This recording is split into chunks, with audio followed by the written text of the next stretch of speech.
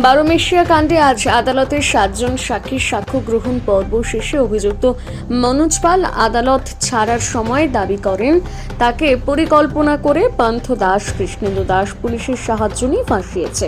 উল্লেখ্য, বারোমেশিয়া কাণ্ডে নাবালিকা আদিবাসী ছাত্রী ধর্ষণ ও খুনের ঘটনায় সাক্ষ্য গ্রহণ চলছে রামপুরহাট মহকুমা আদালতে। আজ আরও 7 জন সাক্ষীর সাক্ষ্য গ্রহণ অনুষ্ঠান সম্পন্ন হয়।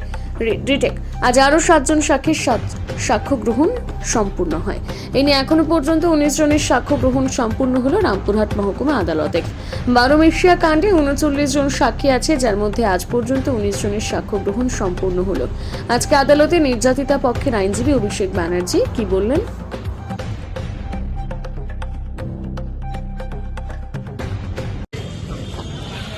পান্থ দাস কৃষ্ণেন্দু দাস ওদের দুজনের নাম নেবেন। ওরা ষড়যন্ত্র করে পুলিশের সাহায্য নিয়ে আমাকে ফাঁসিয়েছে। পান্থ দাস, টুমমুনির পান্থ দাস, নারায়ণ চন্দ্র দাস, কৃষ্ণেন্দু দাস, কৃষ্ণেন্দু দাস আমার স্কুলের টিচার খুন করেছে, সেটা পুলিশ দেখবে। আজকে আমাদের মোট 7 জনের সাক্ষী হয়েছে। এর মধ্যে যেটা ব্যাপার সেটা হচ্ছে আমাদের ডিফেন্সের উকিল যেহেতু একটু অসুস্থ ছিলেন, ডিফেন্সের উকিল অসুস্থ থাকার জন্য উনি একটা পিটিশন করেছিলেন আজকে ল্যান্ডেড কোর্টের কাছে যে যদি চিপ গুলো হয়ে থাকে তাহলে ওনার কোনো আপত্তি নাই। সেই মর্মে আজকে আমরা 7টা সাক্ষীর আজকে চিপ আদালতে আজকে হয়ে গেছে।